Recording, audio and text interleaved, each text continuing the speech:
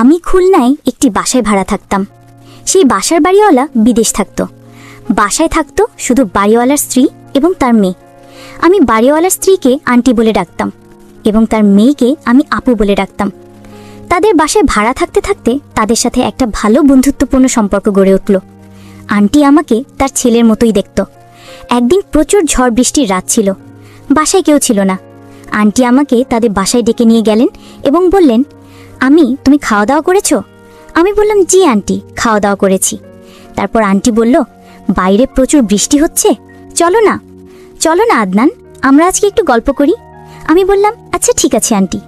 তারপর বন্ধুরা আন্টি গল্প করতে করতে হঠাৎ বন্ধুরা বাকিটা গল্পে বলছি।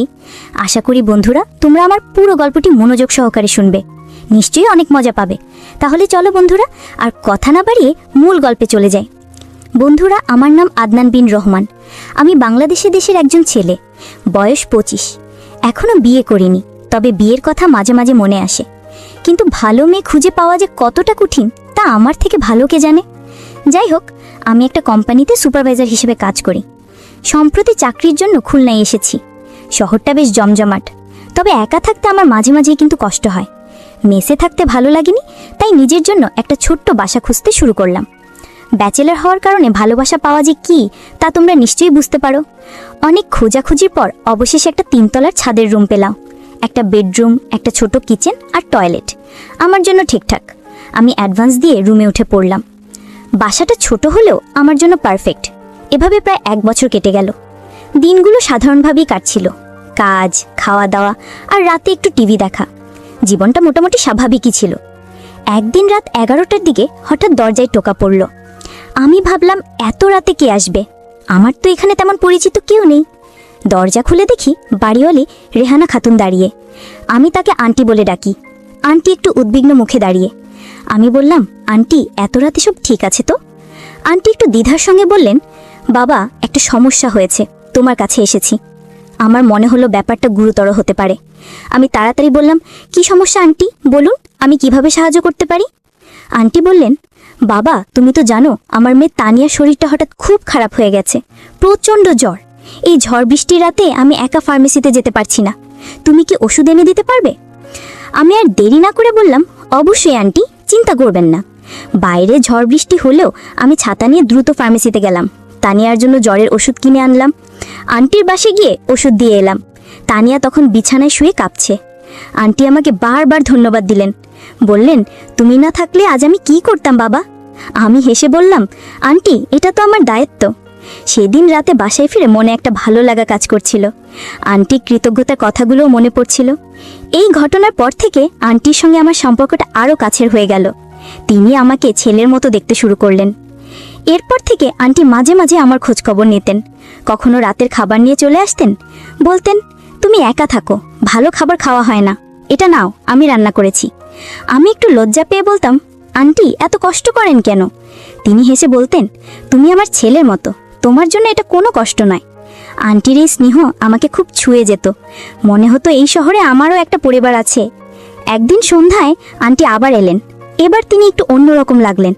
হাসি খুশি মুখে বললেন, আদনান, তোমার সাথে একটু গল্প করতে ইচ্ছে করছে? আমি বললাম, অবশ্যই আন্টি, বসুন। আমরা অনেকক্ষণ গল্প করলাম। তিনি তার জীবনের নানা গল্প শোনালেন। কিভাবে তিনি আর করিম চাচার বিয়ে হয়েছিল। করিম চাচা এখন বিদেশে থাকেন। আর তানিয়ার ছোটবেলার গল্প। আমি মন দিয়ে শুনছিলাম, কিন্তু মাঝে মাঝে আন্টির চোখে একটা অদ্ভুত দৃষ্টি লক্ষ্য করলাম, যেন তিনি আমাকে কিছু বোঝাতে চাইছেন। গল্প শেষে আন্টি হঠাৎ বললেন, আদনান, তুমি খুব ভালো ছেলে, আমি চাই তুমি সবসময় আমাদের কাছাকাছি থাকো। আমি হেসে বললাম, আন্টি, আমি তো এখানেই আছি। কিন্তু তার কথার মধ্যে যেন কিছু একটা লুকিয়েছিল, আমি ঠিক বুঝতে পারলাম না। রাতে শুয়ে ভাবছিলাম, আন্টিকে কিছু বলতে চাইছিলেন? তার দৃষ্টিতে কেন এমন রহস্য ছিল? ব্যাপারটা আমার মাথায় ঘুরতে লাগলো। আন্টির সেই রহস্যময় দৃষ্টি আমার মাথা থেকে যেন কিছুতেই যাচ্ছিল না। রাতে ঘুমোতে গিয়েও বারবার ভাবছিলাম, তিনি কি আসলেই কিছু বলতে চাইছিলেন, নাকি আমি বেশি ভেবে ফেলছি? যাই হোক, আমি ঠিক করলাম এই বিষয়ে বেশি না ভেবে স্বাভাবিকভাবে চলবো। পরের দিন সকালে আমি কাজে বের হলাম, কিন্তু মনের কোনো একটা অস্বস্তি রয়ে গেল। আন্টির কথাগুলো কেন যেন আমার কাছে সাধারণ মনে হচ্ছিল না। অফিস থেকে ফিরে এসে দেখি আন্টি আবার আমার রুমের সামনে দাঁড়িয়ে। এবার তার হাতে একটা বড় বাটি, ভিতরে সুগন্ধি ভাত আর মুরগির কোরমা। আমি একটু অবাক হয়ে বললাম, আন্টি, আবার খাবার? আপনি এত কষ্ট করেন কেন? তিনি হেসে বললেন, আরে বাবা, তুমি একা থাকো, ভালো খাবার না খেলে শরীর খারাপ হয়ে যাবে। এটা আমার ছেলের জন্যই তো রান্না করেছি। তার কথায় আমার মনটা একটু গলে গেল। আমি হাসলাম আর খাবারটা নিয়ে নিলাম। রাতে খাবার খেতে খেতে ভাবছিলাম, আন্টি এত যত্ন করেন কেন? আমি তো শুধুই তাদের ভাইটিয়া। তবে তার এই আন্তরিকতা আমাকে সত্যি মুগ্ধ করছিল। খাবারটা এত সুস্বাদু ছিল যে আমি একবারই পুরোটা শেষ করে ফেললাম। খাওয়া শেষ করে বাটি ধুয়ে আন্টির বাসায় ফেরত যেতে গেলাম। দরজা খুলল তানিয়া। সে তখন একটু দুর্বল দেখাচ্ছিল, তবে জ্বর অনেকটা কমে গেছে। আমি বললাম, তানিয়া, এখন কেমন আছো তুমি? সে হেসে বলল, অনেক ভালো ভাইজা, তোমার দেওয়া ওষুধে কাজ হয়েছে। তানিয়ার সঙ্গে এই প্রথম আমার কথা হলো। সে বেশ মিষ্টি আর ভদ্র মেয়ে। আমি বাড়ি দিয়ে চলে আসার সময় আন্টি বললেন, আদনান, কাল সন্ধ্যায় একটু আসবে, তোমার সঙ্গে কিছু কথা আছে। আমি একটু দ্বিধায় পড়ে গেলাম। আবার সেই রহস্যময় কথা। আমি শুধু মাথা নেড়ে বললাম, ঠিক আছে আন্টি, আমি আসব। কিন্তু মনে মনে একটা অজানা শঙ্কা কাজ করছিল। আন্টি কি বলতে চান? আন্টির রহস্যময় কথাবার্তা আমার মাথায় ঘুরপাক খাচ্ছিল। আমি ঠিক করেছিলাম আজ আন্টির সঙ্গে খোলাখুলি কথা বলবো। কিন্তু সকালে উঠে দেখি আমার কাজের চাপ এত বেশি যে আন্টির সঙ্গে দেখা করার সময় পেলাম না। সারাদিন কাজের মধ্যে ব্যস্ত থাকলেও মনের এক কোণে আন্টির কথাগুলো বারবার মনে পড়ছিল। তিনি কেন বারবার আমাকে পরিবারের একজন হওয়ার কথা বলছেন? এর পেছনে কি কোনো বড় পরিকল্পনা আছে? কাজ শেষ করে বাসায় ফিরলাম। সন্ধ্যার দিকে রুমে ঢুকতেই দেখি দরজার সামনে একটা প্যাকেট রাখা। খুলে দেখি ভেতরে কিছু ফল আর একটা হাতে লেখা চিঠি। চিঠিটা আন্টির। তিনি লিখেছেন, আদনান, তুমি সারাদিন কাজ করে ক্লান্ত হয়ে ফিরো, এই ফলগুলো খেয়ে শরীরটা সুস্থ রাখো। আর আজ রাতে একটু আমার বাসায় এসো, তোমার সঙ্গে গল্প করতে ইচ্ছে করছে। আমার মনটা আবার দ্বিধায় পড়ে গেল। আন্টির এই যত্ন আমাকে খুশি করলেও তার কথার পেছনের উদ্দেশ্য নিয়ে আমি সন্দিহান হয়ে উঠলাম। রাতে আমি আন্টির বাসায় গেলাম। দরজা খুলল তানিয়া। সে আমাকে দেখি হেসে বলল, ভাইয়া এসো, মা তোমার জন্য অপেক্ষা করছে। আমি ভেতরে ঢুকে দেখি আন্টি ড্রয়িং রুমে বসে আছে। টেবিলে কিছু নাস্তা আর চা সাজানো। আন্টি আমাকে দেখে উঠে দাঁড়ালেন, বললেন, আদনান বাবা, এসেছো, বসো, একটু গল্প করি। আমি বসলাম, কিন্তু মনে মনে একটু সতর্ক ছিলাম। আন্টির কথার ধরন আমাকে ক্রমশ অস্বস্তিতে ফেলছিল। আন্টি গল্প শুরু করলেন, বললেন, তুমি তো জানো আমার স্বামী বছরের বেশিরভাগ সময় বিদেশে থাকেন। আমি আর তানিয়া এখানে একা। তুমি এসেছো, তাই আমার মনে হয় আমাদের বাড়িতে একটা নতুন প্রাণ এসেছে। আমি হাসলাম, কিন্তু কিছু বললাম না। তিনি আবার বললেন, আদনান, তুমি কি কখনো ভেবেছো জীবনে একটা পরিবারের গুরুত্ব কতটা? আমি একটু ভেবে বললাম, হ্যাঁ আন্টি, পরিবার তো সবার জীবনের মূল শক্তি। আন্টি হঠাৎ একটু থামলেন, তারপর বললেন, আমি চাই তুমি আমাদের পরিবারের কাছাকাছি থাকো। এই কথাটা শুনে আমার বুকটা ধক করে উঠল। আমি বললাম, আন্টি, আমি তো আপনাদের খুব কাছের মনে করি, তো আপনি ঠিক কি বলতে চাইছেন? তিনি হেসে বললেন, ধৈর্য ধরো বাবা, সবকিছু সময়ে বুঝতে পারবে। আমি আর কিছু জিজ্ঞাসা করতে সাহস পেলাম না। গল্পের মাঝে তানিয়া এসে যোগ দিল। সে বলল, ভাইজান, তুমি কি জানো মা তোমার খুব প্রশংসা করে, বলে তুমি খুব ভালো ছেলে। আমি হেসে বললাম, আন্টি বেশি প্রশংসা করেন, আমি তো সাধারণ মানুষ। তানিয়ার কথাবার্তা ছিল খুব স্বাভাবিক, কিন্তু আন্টির কথার মধ্যে যেন একটা গভীর অর্থ লুকিয়েছিল। আমি মনে মনে ভাবছিলাম, আন্টি কি আমাকে কিছু বোঝাতে চাইছেন, নাকি আমি ভুল বুঝছি? রাতে বাসায় ফিরে আমি আরও বেশি চিন্তায় পড়ে গেলাম। আন্টির কথাগুলো আমার মাথায় ঘুরছিল। তিনি বারবার পরিবারের অংশ হওয়ার কথা বলছেন, কিন্তু তার মানে কি? আমি কি তাদের পরিবারের কাছাকাছি থাকার জন্য যথেষ্ট নির্ভরযোগ্য, নাকি আন্টির আরেকটা উদ্দেশ্য আছে? আমার মন বলছিল এর পেছনে কিছু একটা আছে। আমি ঠিক করলাম আন্টির সঙ্গে আরেকটু খোলামেলা কথা বলতে হবে। ঘুমোতে যাবার আগে আমার মনে হঠাৎ একটা প্রশ্ন জাগলো, তানিয়া কি এই রহস্যের সঙ্গে জড়িত? তার স্বাভাবিক আচরণের পেছনে কি কিছু লুকিয়ে আছে? আমি ঠিক করলাম পরের দিন তানিয়ার সঙ্গে একটু কথা বলে দেখব। আন্টির রহস্যময় কথাবার্তা আমাকে রাতে ঘুমোতেও দিচ্ছিল না। আমি ঠিক করেছিলাম তানিয়ার সঙ্গে কথা বলে বোঝার চেষ্টা করব এই রহস্যের কোনো অংশে তার ভূমিকা আছে কিনা। পরের দিন সকালে আমি কাজে যাবার আগে তানিয়ার সঙ্গে দেখা করার একটা সুযোগ খুঁজলাম। ভাগ্যক্রমে আমি রুম থেকে বের হতেই দেখি তানিয়া বারান্দায় দাঁড়িয়ে ফোন নিয়ে কিছু করছে। আমি তার কাছে গিয়ে বললাম, তানিয়া কেমন আছো? সে হেসে বলল, ভাইয়া, আমি এখন অনেক ভালো। তুমি তো আমার জন্য ওষুধ এনে দিয়েছিলে, তাই তো এত তাড়াতাড়ি সুস্থ হয়ে গেছি। তার কথায় আমার মনটা একটু হালকা হলো। আমি বললাম, তোমার মা আমার জন্য অনেক কিছু করেন, মাঝে মাঝে আমার লজ্জা লাগে। তানিয়া হাসলো, তারপর বলল, মা তো তোমাকে খুব পছন্দ করে, বলে তুমি খুব দায়িত্বশীল আর ভালো মানুষ।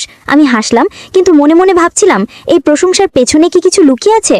আমি একটু দ্বিধা করে জিজ্ঞাসা করলাম, তানিয়া, আন্টি মাঝে মাঝে আমার সঙ্গে এমন কিছু কথা বলেন যেগুলো আমি ঠিক বুঝতে পারি না, তুমি কি কিছু জানো?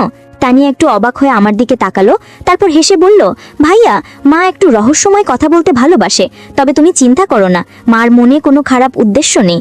তার কথা শুনে আমার মনটা আরো অস্থির হয়ে গেল। তানিয়াকে কিছু লুকোচ্ছে নাকি সত্যি কিছু জানে না? কাজে যাবার পথে আমি ভাবছিলাম, তানিয়ার কথা সত্যি হলে আন্টির এই রহস্যময় আচরণের কারণ কি? আমি কি বেশি ভেবে ফেলছি? কাজের ফাঁকে আমার মনটা বারবার আন্টির কথার দিকে চলে যাচ্ছিল। তিনি কেন বারবার আমাকে পরিবারের অংশ হওয়ার কথা বলছেন? এর পেছনে কি কোনো বড় পরিকল্পনা আছে, নাকি এটা শুধুই তার স্নেহের প্রকাশ? আমি ঠিক করলাম আজ রাতে আন্টির সঙ্গে আরেকটু খোলামেলা কথা বলবো। সন্ধ্যায় বাসায় ফিরে দেখি আন্টি আবার আমার রুমের সামনে দাঁড়িয়ে, এবার তার হাতে একটা ছোট প্যাকেট। আমি বললাম, আন্টি, আপনি আবার এসেছেন, কি হয়েছে? তিনি হেসে বললেন, কিছু হয়নি বাবা, এটা তোমার জন্য একটা ছোট উপহার। আমি প্যাকেটটা খুলে দেখি ভেতরে একটা সুন্দর মাফলার। আন্টি বললেন, শীত আসছে, এটা তোমার কাজে লাগবে। আমি ধন্যবাদ দিলাম, কিন্তু মনে মনে ভাবছিলাম, এই উপহারের পেছনেও কি কোনো উদ্দেশ্য আছে? আন্টি আমাকে ভেতরে বসতে বললেন। আমি সাহস করে বললাম, আন্টি, আপনি আমার জন্য এত কিছু করেন, আমি সত্যি কৃতজ্ঞ, কিন্তু আপনার কথায় মাঝে মাঝে আমার মনে হয় আপনি কিছু বলতে চাইছেন, যেটা আমি ঠিক বুঝতে পারছি না। আন্টি একটু হাসলেন, তারপর বললেন, আদনান, তুমি খুব বুদ্ধিমান, কিন্তু কিছু জিনিস সময়ের সঙ্গে সঙ্গে পরিষ্কার হয়। আমি শুধু চাই তুমি আমাদের উপর ভরসা রাখো। তার কথা শুনে আমার মন আরো দ্বিধায় পড়ে গেল। আমরা আরো কিছুক্ষণ গল্প করলাম। আন্টি তার জীবনের কিছু পুরনো গল্প শোনালেন। তিনি বললেন, আমার জীবনে অনেক চড়াই উতরাই গেছে, কিন্তু আমি সবসময় বিশ্বাস করি ভালো মানুষের সঙ্গে ভালো কিছুই ঘটে। তার কথাগুলো আমাকে ভাবিয়ে তুলল। আমি বললাম, আন্টি, আমি সবসময় চেষ্টা করি ভালো মানুষ হতে। তিনি হেসে বললেন, তুমি ইতিমধ্যেই ভালো মানুষ, আমি শুধু একটু ধৈর্য ধরো। বাসায় ফিরে আমি আরো বেশি চিন্তায় পড়ে গেলাম। আন্টির কথাগুলো যতটা স্নেহময় ততটাই রহস্যময়। আমি বুঝতে পারছিলাম না তিনি আমাকে কি বোঝাতে চাইছেন। তানিয়ার কথাও আমার মনে পড়ছিল। সে বলেছিল আন্টির মনে কোনো খারাপ উদ্দেশ্য নেই। তাহলেই রহস্য কি? আমি ঠিক করলাম এই রহস্যের জাল আরো খোলার চেষ্টা করব। পরের দিন সকালে আমি কাজে যাবার আগে আন্টির বাসায় গেলাম। মনে মনে ভেবেছিলাম আজ হয়তো খোলাখুলি কথা বলে কিছু জানতে পারবো, কিন্তু দরজা খুলল তানিয়া। সে হেসে বলল, ভাইজান, এত সকালে? মা তো বাজারে গেছে। আমি একটু হতাশ হলাম, তবে তানিয়ার সঙ্গে কথা বলার একটা সুযোগ পেলাম। আমি বললাম, তানিয়া, আমি আসলে আন্টির সঙ্গে একটু কথা বলতে এসেছিলাম। তিনি মাঝে মাঝে এমন কিছু কথা বলেন যেগুলো আমি ঠিক বুঝতে পারি না। তুমি কি কিছু জানো? তানিয়া একটু চুপ করে থেকে বলল, ভাইয়া, মা তোমাকে খুব পছন্দ করে, তিনি তোমার জন্য অনেক কিছু ভাবেন, তবে আমি ঠিক জানি না তিনি কি বলতে চান। তার কথা শুনে আমার সন্দেহ আরো বাড়ল। তানিয়া কি কিছু লুকুচ্ছে, নাকি সত্যি কিছু জানে না? কাজে যাওয়ার পথে আমি ভাবছিলাম, এই রহস্যের সমাধান করতে হলে আমাকে আরো সতর্ক হতে হবে। আন্টির কথাগুলো স্নেহময় হলেও তার পেছনে যেন একটা বড় উদ্দেশ্য লুকিয়ে আছে। আমি ঠিক করলাম আন্টির সঙ্গে পরবর্তী কথাবার্তায় আমি আরও মনোযোগী হব। কাজের ফাঁকে আমার মনটা বারবার সেই রাতের কথার দিকে চলে যাচ্ছিল, যখন আন্টি বলেছিলেন সব কিছু সময়ের সঙ্গে পরিষ্কার হয়। কিন্তু আমি আর অপেক্ষা করতে চাইছিলাম না। সন্ধ্যায় বাসায় ফিরে দেখি আন্টি আমার রুমের সামনে দাঁড়িয়ে, এবার তার হাতে একটা ছোট্ট বাক্স। আমি বললাম, আন্টি, আপনি আবার কি নিয়ে এসেছেন? এটা তোমার জন্য একটা ছোট উপহার বাবা, খুলে দেখো। আমি বাক্সটা খুলে দেখি ভেতরে একটা সুন্দর কলম। আমি বললাম, আন্টি, আপনি এত কিছু করেন কেন? আমি তো এমনিতেই আপনাদের খুব কাছের মনে করি। তিনি বললেন, এটা আমার মনের ইচ্ছে, তুমি আমার ছেলের মতো। আমি সাহস করে বললাম, আন্টি, আপনি বারবার আমাকে পরিবারের কাছাকাছি থাকার কথা বলছেন। আমি ঠিক বুঝতে পারছি না আপনি কি বলতে চাইছেন। আমাকে একটু খোলাসা করে বলুন। আন্টি একটু থামলেন, তারপর হেসে বললেন, আদনান, তুমি খুব অধৈর্য। আমি শুধু চাই তুমি আমাদের ওপর ভরসা রাখো। আমি তোমার জন্য ভালো কিছুই ভাবি। তার কথা শুনে আমার মনটা আরো জট পাকিয়ে গেল। তিনি কেন সরাসরি কিছু বলছেন না?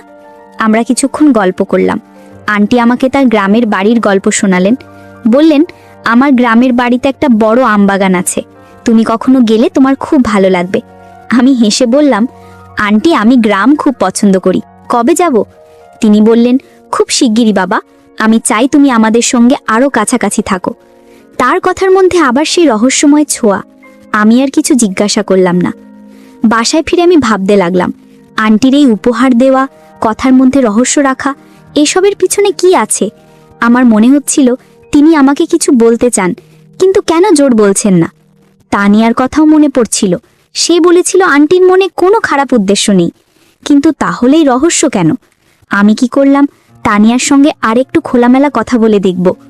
রাতে শুয়ে আমার মনে হঠাৎ একটা প্রশ্ন জাগলো, আন্টি কি আমার ধৈর্য পরীক্ষা করছেন, নাকি এর পেছনে আরো বড় কোনো পরিকল্পনা আছে? আমার মন বলছিল এই রহস্যের উত্তর খুব শিগগিরই পাবো, কিন্তু কিভাবে? মনকে বারবার প্রশ্ন করছিলাম। আন্টির রহস্যময় আচরণ আর উপহারের ধারাবাহিকতা আমাকে ক্রমশ অস্থির করে তুলছিল। আমি ঠিক করেছিলাম তানিয়ার সঙ্গে আরেকটু খোলামেলা কথা বলে বুঝতে হবে এই রহস্যের কোন অংশে তার ভূমিকা আছে। পরের দিন সকালে আমি কাজে যাওয়ার আগে তানিয়ার সঙ্গে দেখা করার সুযোগ পেলাম। সে বারান্দায় বসে একটা বই পড়ছিল। আমি তার কাছে গিয়ে বললাম, তানিয়া, একটু কথা বলা যায়? তানিয়া বইটা বন্ধ করে হেসে বলল, অবশ্যই ভাইজা, কি কথা? আমি একটু দ্বিধা করে বললাম, তোমার মা আমার সঙ্গে খুব রহস্যময় কথা বলেন, বারবার বলেন আমি যেন তাদের পরিবারের কাছাকাছি থাকি। তুমি কি জানো এর পেছনে কি উদ্দেশ্য থাকতে পারে? তানিয়া একটু চুপ করে থাকলো, তারপর বলল, ভাইজা, মা তোমাকে খুব ভালোবাসে। তিনি হয়তো চান তুমি আমাদের কাছাকাছি থাকো, তবে আমি ঠিক জানি না তিনি কি ভাবছেন। তার কথায় আমার সন্দেহ কমল না, বরং আরো বাড়ল। কাজে যাওয়ার পথে আমি ভাবছিলাম, তানিয়া কি আসলেই কিছু জানে না, নাকি সে ইচ্ছাকৃতভাবে কিছু লুকোচ্ছে? আন্টির কথা, তার উপহারগুলো আমার মাথায় ঘুরছিল। আমি ঠিক করলাম আজ রাতে আন্টির সঙ্গে আরেকটু স্পষ্ট করে কথা বলার চেষ্টা করব। কাজের ফাঁকে আমার মনটা বারবার আন্টির কথার দিকে চলে যাচ্ছিল। আন্টি কেন এত রহস্য করছেন? আমার কাছ থেকে তিনি কি চান? সন্ধ্যায় বাসায় ফিরে দেখি আন্টি আমার রুমের সামনে দাঁড়িয়ে, এবার তার হাতে একটা ছোট ব্যাগ। আমি বললাম, আন্টি, আপনি আবার কি নিয়ে এলেন? তিনি হেসে বললেন, এটা তোমার জন্য একটা শার্ট বাবা, পরে দেখো, তোমার গায়ে ভালো মানাবে। আমি ধন্যবাদ দিলাম, কিন্তু মনে মনে ভাবছিলাম এই উপহারের ধারাবাহিকতা কেন? আমি সাহস করে বললাম, আন্টি, আপনি আমার জন্য এত কিছু করেন, আমি সত্যি কৃতজ্ঞ, কিন্তু আমার মনে হয় আপনি কিছু বলতে চান, দয়া করে খোলাসা করে বলুন। আন্টি হাসলেন, তারপর বললেন, আদনান, তুমি খুব সৎ ছেলে। আমি শুধু চাই তুমি আমাদের ওপর ভরসা রাখো। আমার মনে হয় তুমি আমাদের পরিবারের জন্য অনেক কিছু করতে পারো। তার কথা শুনে আমার মনটা আরো জটিল হয়ে গেল। আমি বললাম, আন্টি, আমি তো সবসময় আপনাদের পাশে আছি, কিন্তু আপনি ঠিক কি বলতে চাইছেন? তিনি শুধু হেসে বললেন, সবকিছু সময়ের সঙ্গে বুঝতে পারবে বাবা। আমরা কিছুক্ষণ গল্প করলাম। আন্টি আমাকে তার জীবনের আরো কিছু গল্প শোনালেন। তিনি বললেন, আমার জীবনে অনেক কষ্ট ছিল, কিন্তু আমি সবসময় বিশ্বাস করি যে ভালো মানুষের জন্য ভালো কিছু অপেক্ষা করে। আমি বললাম, আন্টি, আমি চেষ্টা করি সৎ থাকতে। তিনি হেসে বললেন, তুমি ইতিমধ্যেই সৎ, আমি শুধু একটু ধৈর্য ধরো। আমি আর কিছু জিজ্ঞাসা করতে পারলাম না। বাসায় ফিরে আমি ভাবতে লাগলাম, আন্টির এই কথাগুলোর মানে কি? তিনি বারবার ধৈর্য ধরতে বলছেন কেন? আমার মনে হচ্ছিল তিনি আমার কাছ থেকে কিছু আশা করছেন, কিন্তু কি? তানিয়ার কথাও মনে পড়ছিল। সে বলেছিল আন্টির মনে কোনো খারাপ উদ্দেশ্য নেই, কিন্তু তাহলেই রহস্য কেন? আমি কি করলাম, তানিয়ার সঙ্গে আরেকটু খোলামেলা কথা বলে দেখব। রাতে শুয়ে আমার মনে হঠাৎ একটা প্রশ্ন জাগলো, আন্টি কি আমার ধৈর্য পরীক্ষা করছেন, নাকি এর পেছনে আরো বড় কোনো পরিকল্পনা আছে? আমার মন বলছিল এই রহস্যের উত্তর খুব শিগগিরই পাবো, কিন্তু কিভাবে? মনকে বারবার প্রশ্ন করছিলাম। আন্টির রহস্যময় আচরণ আর উপহারের ধারাবাহিকতা আমাকে ক্রমশ অস্থির করে তুলছিল। আমি ঠিক করেছিলাম তানিয়ার সঙ্গে আরেকটু খোলামেলা কথা বলে বুঝতে হবে এই রহস্যের কোন অংশে তার ভূমিকা আছে। পরের দিন সকালে আমি কাজে যাওয়ার আগে তানিয়ার সঙ্গে দেখা করার সুযোগ পেলাম। সে বারান্দায় বসে একটা ফুলের গাছের পরিচর্যা করছিল। আমি তার কাছে গিয়ে বললাম, তানিয়া, একটু কথা বলা যায়? তানিয়া বইটা বন্ধ করে হেসে বলল, অবশ্যই ভাইজা, কি কথা? আমি একটু দ্বিধা করে বললাম, তোমার মা আমার সঙ্গে এমন কিছু কথা বলেন যেগুলো আমার কাছে রহস্যময় মনে হয়। বারবার বলেন আমি যেন তাদের পরিবারের কাছাকাছি থাকি। তুমি কি জানো এর পেছনে কি উদ্দেশ্য থাকতে পারে? তানিয়া একটু চুপ করে থাকলো, তারপর বলল, ভাইজা, মা তোমাকে খুব ভালোবাসে। তিনি হয়তো চান তুমি আমাদের আরো কাছের হয়ে যাও, তবে আমি ঠিক জানি না তিনি কি প্ল্যানিং করছেন। তার কথায় আমার সন্দেহ আরো গাঢ় হলো। কাজে যাওয়ার পথে আমি ভাবছিলাম, তানিয়া কি আসলেই কিছু জানে না, নাকি সে ইচ্ছাকৃতভাবে কিছু লুকোচ্ছে? আন্টির উপহার আর কথাবার্তা আমাকে ক্রমশ অস্থির করে তুলছিল। আমি ঠিক করলাম আজ রাতে আন্টির সঙ্গে আরেকটু স্পষ্ট করে কথা বলার চেষ্টা করব। কাজের ফাঁকে আমার মনটা বারবার আন্টির কথার দিকে চলে যাচ্ছিল। তিনি কেন এত গুরুত্ব দিচ্ছেন? এর পেছনে কি কোনো বড় উদ্দেশ্য আছে? সন্ধ্যায় বাসায় ফিরে দেখি আন্টি আমার রুমের সামনে দাঁড়িয়ে, এবার তার হাতে একটা ছোট প্যাকেট। আমি বললাম, আন্টি, আপনি আবার কি নিয়ে এলেন? তিনি হেসে বললেন, এটা তোমার জন্য একটা ছোট উপহার আদনান, খুলে দেখো। আমি প্যাকেটটা খুলে দেখি ভেতরে একটা সুন্দর ঘড়ি। আমি বললাম, আন্টি আপনি এত কিছু করেন কেন? আমি তো এমনিতেই আপনাদের খুব কাছের মনে করি। তিনি বললেন, তুমি আমার ছেলের মতো, এটা আমার মনের ইচ্ছে। আমি সাহস করে বললাম, আন্টি আপনি বারবার আমাকে উপহার দিচ্ছেন, রহস্যময় কথা বলছেন, আমি ঠিক বুঝতে পারছি না আপনি কি চান, দয়া করে খোলাসা করে বলুন। আন্টি হাসলেন, তারপর বললেন, আদনান তুমি খুব সৎ আর দায়িত্বশীল ছেলে। আমি শুধু চাই তুমি আমাদের উপর ভরসা রাখো। আমার মনে হয় তুমি আমাদের পরিবারের জন্য অনেক কিছু করতে পারো। তার কথা শুনে আমার মনটা আরো জটিল হয়ে গেল। আমি বললাম, আন্টি আমি তো সবসময় আপনাদের পাশে আছি, কিন্তু আপনি ঠিক কি বলতে চাইছেন? তিনি শুধু হেসে বললেন, সব কিছু সময়ের সঙ্গে বুঝতে পারবে বাবা। আমরা কিছুক্ষণ গল্প করলাম। আন্টি আমাকে তার পরিবারের কিছু পুরনো গল্প শোনালেন। তিনি বললেন, আমার জীবনে অনেক কষ্ট ছিল, কিন্তু আমি সবসময় বিশ্বাস করি যে ভালো মানুষের সঙ্গে ভালো কিছুই অপেক্ষা করে।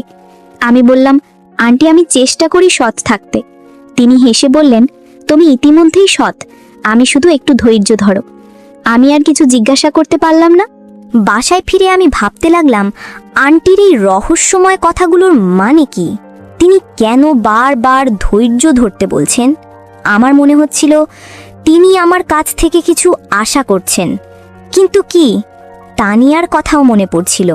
সে বলেছিল আন্টির কোনো খারাপ উদ্দেশ্য নেই, কিন্তু তাহলে এই রহস্য কেন? আমি ঠিক করলাম এই রহস্যের সমাধান করতে হলে আমাকে আরও সতর্ক হতে হবে। রাতে শুয়ে আমার মনে হঠাৎ একটা প্রশ্ন জাগলো, আন্টি কি আমাকে কোনো বড় দায়িত্ব দেওয়ার কথা ভাবছেন, নাকি এর পেছনে আরও কিছু আছে? আন্টির রহস্যময় কথাবার্তা আর উপহারের ধারাবাহিকতা আমাকে ক্রমশ উৎকণ্ঠিত করে তুলছিল। আমি ঠিক করেছিলাম এই রহস্যের সমাধান করতেই হবে। পরের দিন সকালে আমি কাজে যাওয়ার আগে তানিয়ার সঙ্গে আরেকবার কথা বলার সুযোগ খুঁজলাম। তাকে বারান্দায় দেখে গিয়ে বললাম, তানিয়া আমি তোমার মায়ের কথা একটু বুঝতে চাই। তিনি কেন আমার সঙ্গে এমন রহস্যময় আচরণ করছেন? তানিয়া হেসে বলল, ভাইজান মা তোমাকে খুব পছন্দ করে। তিনি হয়তো কিছু ভাবছেন, কিন্তু আমি সত্যি জানি না। তুমি মায়ের সঙ্গে খোলাখুলি কথা বলো। তার কথা আমাকে আরও চিন্তায় ফেলল। কাজে যাওয়ার পথে আমি ভাবছিলাম, আন্টির এই রহস্যের পেছনে কি আছে?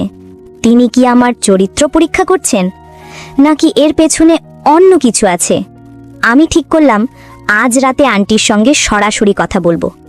কাজের ফাঁকে আমার মনটা বারবার আন্টির কথার দিকে চলে যাচ্ছিল। তিনি বারবার বলছেন আমি যেন ধৈর্য ধরি, কিন্তু আমার ধৈর্য আর বাকি নেই। আমি এই রহস্যের উত্তর চাই। সন্ধ্যায় বাসায় ফিরে দেখি আন্টি আমার রুমের সামনে দাঁড়িয়ে। এবার তার হাতে কোনো উপহার নেই।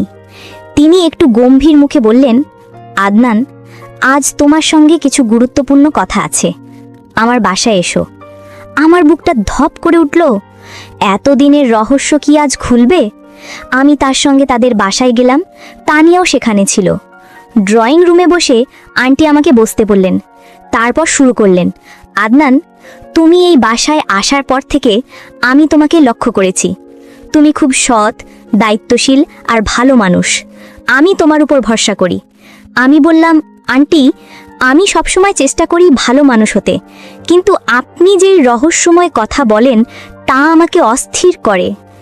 দয়া করে বলুন আপনি কি চাইছেন? আন্টি একটু হাসলেন, তারপর বললেন, আদনান আমি তোমার চরিত্র পরীক্ষা করছিলাম। আমি অবাক হয়ে বললাম, চরিত্র পরীক্ষা? কেন আন্টি? তিনি বললেন, তুমি জানো আমার স্বামী বিদেশে থাকেন, আর আমি আর তানিয়া এখানে একা। আমি চাই তানিয়ার জীবনে এমন একজন মানুষ আসুক যে তাকে যত্ন নেবে, তার পাশে থাকবে। আমি তোমাকে লক্ষ্য করেছি আদনান, তুমি সেই মানুষ। আমি চাই তুমি আর তানিয়া একসঙ্গে জীবন শুরু করো। আমার মাথা ঘুরে গেল। এই কথা আমি কল্পনাও করিনি। আমি তানিয়ার দিকে তাকালাম। সে মাথা নিচু করে বসেছিল। আমি বললাম, আন্টি এটা খুব বড় কথা। আমি এতদিন ভেবেছিলাম আপনার অন্য কোনো উদ্দেশ্য আছে। আন্টি হেসে বললেন, আমি জানতাম তুমি ভুল বুঝবে, তাই তোমাকে পরীক্ষা করেছি। তুমি প্রতিবারই প্রমাণ করেছো তুমি সৎ আর বিশ্বাসযোগ্য। আমি বললাম, আন্টি আমি আপনাদের খুব শ্রদ্ধা করি, কিন্তু এটা আমার জন্য খুব অপ্রত্যাশিত। আন্টি বললেন, আদনান, তুমি ভাবো, আমি আর তানিয়া অপেক্ষা করব।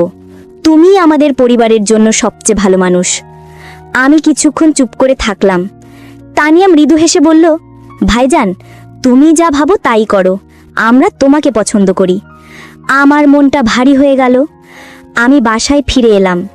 রাতে শুয়ে ভাবছিলাম, আন্টির এতদিনের রহস্যের উদ্দেশ্য ছিল সত্যিই অনেক ভালো। সে মূলত আমাকে পরীক্ষা করছিল, কারণ আন্টি মনে মনে তার মেয়ের সাথে আমাকে পবিত্র বন্ধনে আবদ্ধ করবেন বলে উনি আমার চরিত্র পরীক্ষা করছিলেন। অবশেষে আমি চরিত্রের পরীক্ষায় জয়ী হলাম। তারপর বন্ধুরা, সবার সাথে আমার পারিবারিকভাবে বিয়ে হয়ে গেল। আমি আর তানিয়া এখন সুখী পরিবার। গল্পের শেষে বন্ধুরা, আমি তোমাদেরকে বলবো, কাউকে ভুল বোঝার আগে তার উদ্দেশ্য বোঝার চেষ্টা করা উচিত।